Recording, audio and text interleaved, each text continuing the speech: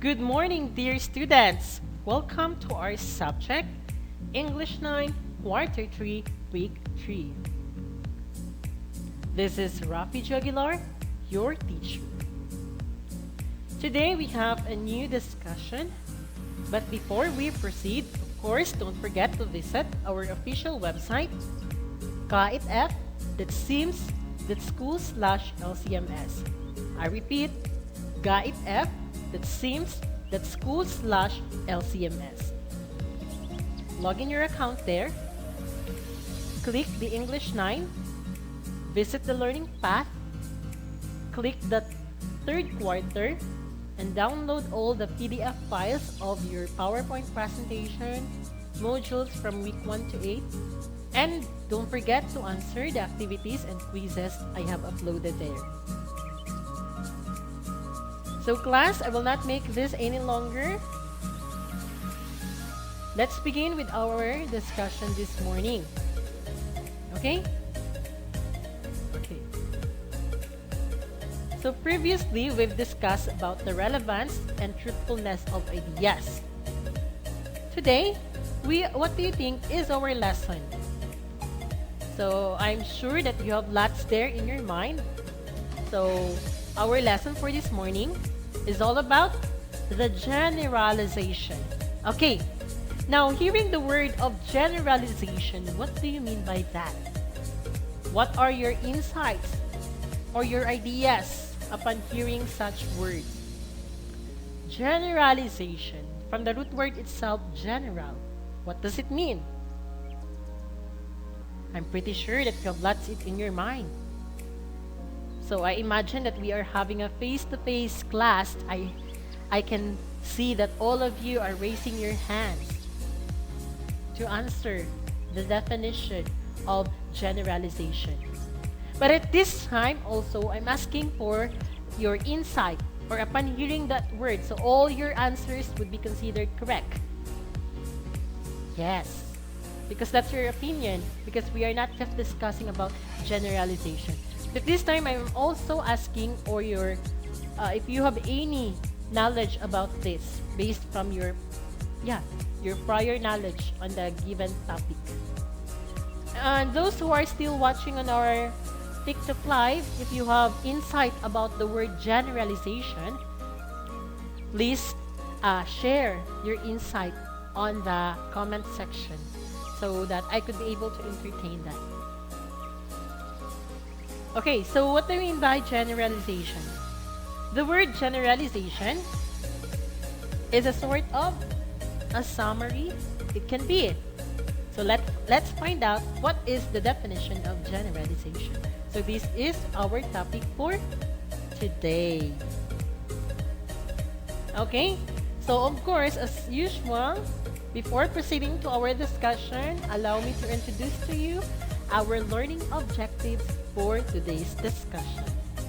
First, make generalization.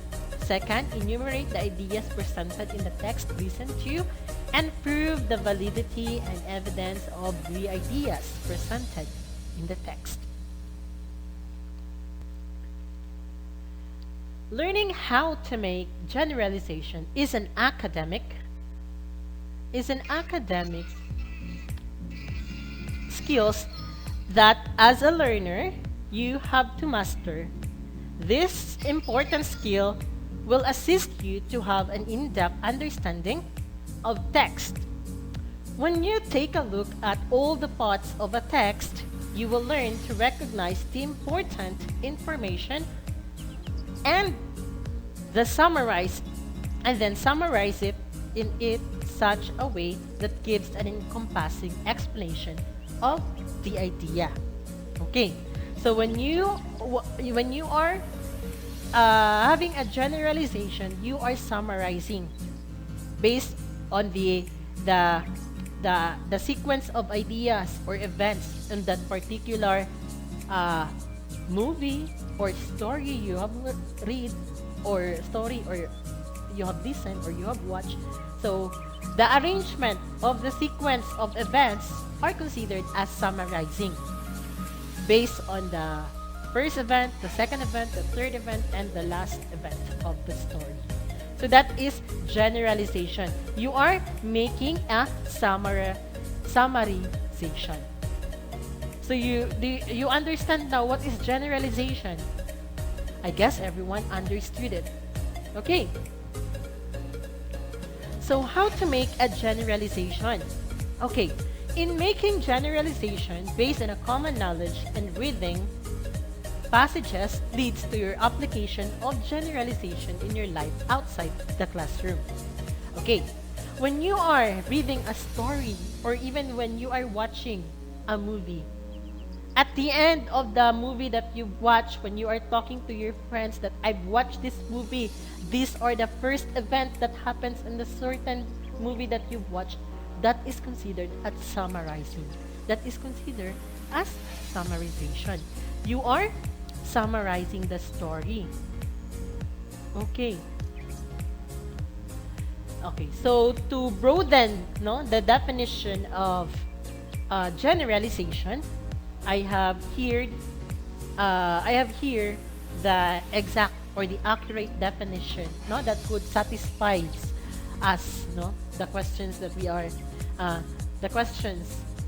asking in the first place. What is generalization? Okay, so a word generalization is a broad statement about a group of people or things and states something they have in common. A generalization deals with what is true at all times. So when you are generalizing, of course, it should always be factual. When I say factual, all the events that you included on your generalization are actually exist on the real story, the big picture. So it should be factual and not we call this not engineered. So we don't have to build our own stories, right? To make our own stories when you are generalizing. You are just basing on the events that happens on the story chronologically or sequencingly. Yes. So a generalization deals with what is true at all times. So that's what I said, it's based on factual. Good writers give the readers proof or supporting evidence when they have create generalizations. The supporting details should be relevant. When the paragraph consists of material relevant to the generalization, the reader will consider it logical and will accept what the writer is saying is true. For example, you write, Filipinos belong to the Malayan race, or the Philippines is the pearl of the Orient Seas. The reader expects you to provide specific supporting details. The following words, generally speaking, on the whole, most, many, may be used in making generalizations. Still, words like all, every, never, always should never be utilized or they are logical, difficult to prove. So always use most, many, whole, generally speaking, most, whole are an indicator of making a generalization. So you have to make sure that the generalizations you make are valid, factual, and supported by relevant data. So generalization and specifics, A good generalization is supported by specific pieces of evidence that are significant to the generalization. So what are the specific evidence? So the events, those are the specific evidence. What makes the generalization supported by specific pieces of evidence? The events, the actions of events that happens on a story or a movie or a video, of course, those are the specific events,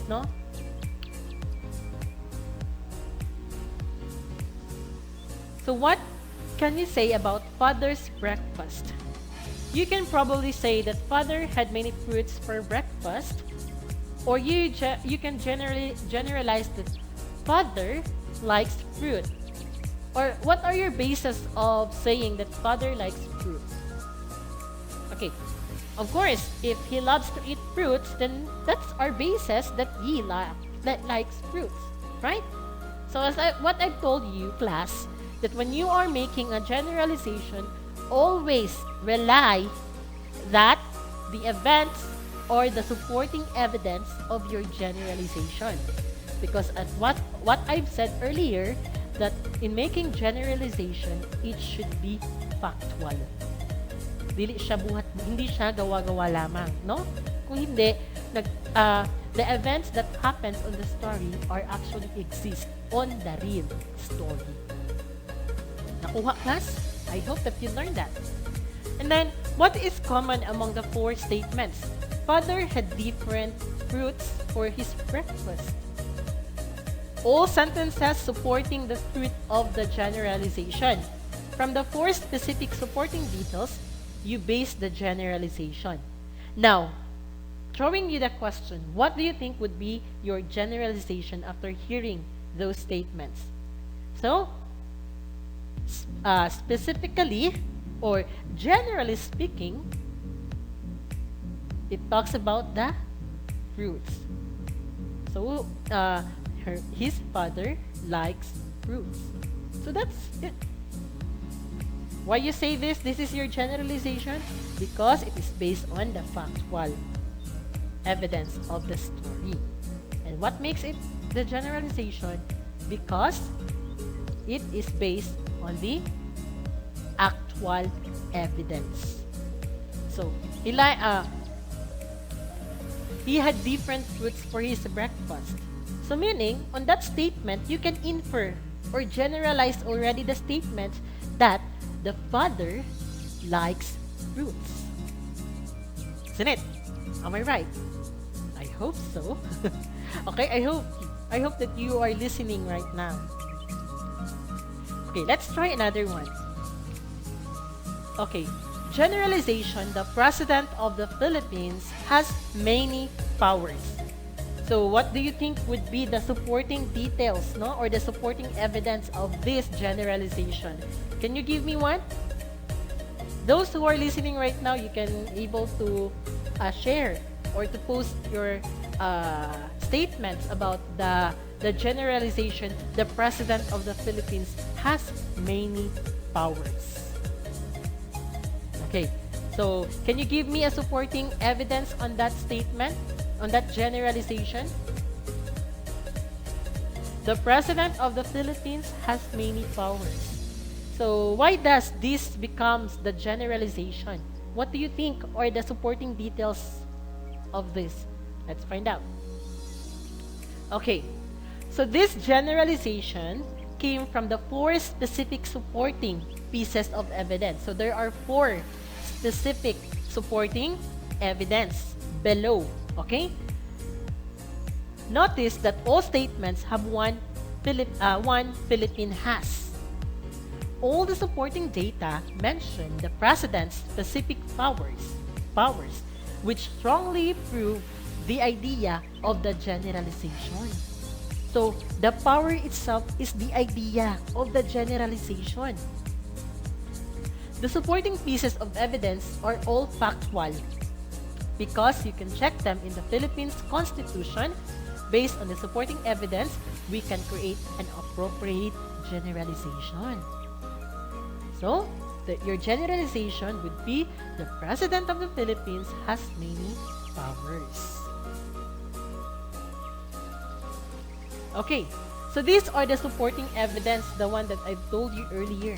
Okay, so first, the President can veto bills passed by Congress. The President has control over the executive branch. The third, the President is the chief of the cabinet. And the fourth, the President is Commander-in-Chief of the Armed Forces. So, as a whole, in general speaking, the President has its power. So it's all about the power. You have to remember that a good paragraph of generalization consists of materials or information that support the generalization. Relevant and irrelevant data. Generalizations to be accepted as true must be backed up by relevant data. The relevant data are proofs that what the generalization claims is indeed accurate.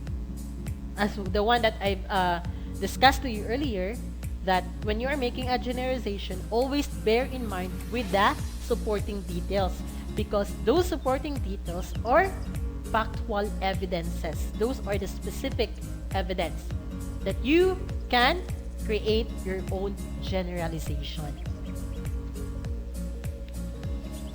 They are considered relevant because they can be proven and checked. Yes. On the other hand, irrelevant data don't show any connection with what the generalization says. Okay, generalizations, fact, and opinion. So how do you define fact and opinion? Okay, so fact based on the evidence, because that is factual. There is evidence. Opinion, it is your own insight, your own perception on that particular matter. So your own opinion, that is opinion.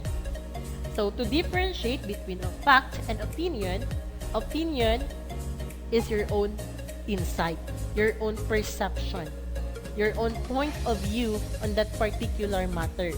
But when we are talking about fact, there is basis. There is an evidence to support that this matter is factual. Gets? I hope that you've understand that, class. Okay, so the generalizations we create can be either facts or opinions.